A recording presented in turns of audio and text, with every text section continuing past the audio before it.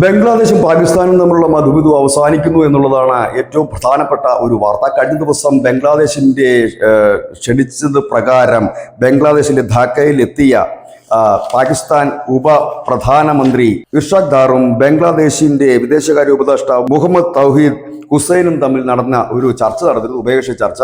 ആ ചർച്ചയിൽ ബംഗ്ലാദേശ് പാകിസ്ഥാനോട് ആവശ്യപ്പെട്ടത് 1971 അതായത് ബംഗ്ലാദേശ് യുദ്ധമായിരുന്നു. ആ കാലയളവിൽ നടന്ന പാകിസ്ഥാൻ വംശഹത്യ നടത്തിയിരുന്നു. ആ വംശഹത്യയിൽ പാകിസ്ഥാൻ ഔദ്യോഗികമായി മാപ്പ് പറയണം. ഒപ്പം തന്നെ 1970 പാകിസ്ഥാന് ലഭിച്ച ചുഴലിക്കാറ്റിന്റെ വിദേശ സഹായത്തിന്റെ ഷെയർ ഞങ്ങൾക്ക് നൽകണം. കാരണം 1970 ബംഗ്ലാദേശ് എന്ന് പറഞ്ഞ രാജ്യം രൂപപ്പെട്ടിരുന്നില്ല. 70 ഈ പാകിസ്ഥാന് വലിയ ചുഴലിക്കാറ്റ് സംഭവിച്ചിരുന്നു. അതിൽ വലിയ നാശനഷ്ടം വന്നത് ഇപ്പോഴത്തെ ബംഗ്ലാദേശ് ഭാഗത്തായിരുന്നു. അപ്പോൾ അന്ന് വിദേശ സഹായം വലിയ രീതിയിൽ പാകിസ്ഥാൻ ഇട്ടിരുന്നു. അത് ബംഗ്ലാദേശിനോട് നൽകേണ്ടതാണ്, പക്ഷെ അത് ഇതുവരെ നൽകിയിട്ടില്ല. അതും കൂടി നൽകിക്കഴിഞ്ഞാൽ മാത്രമാണ് നമ്മളുടെ ബന്ധത്തിന് ഒരു അടിത്തറ ഉണ്ടാകൂ എന്നുകൂടി ബംഗ്ലാദേശ് പറയുന്നു.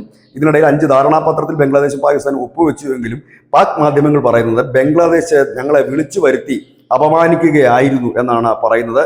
ഏതായാലും ഇതിനോട് പാകിസ്ഥാൻ ഔദ്യോഗികമായി പ്രതികരിച്ചിട്ടില്ല.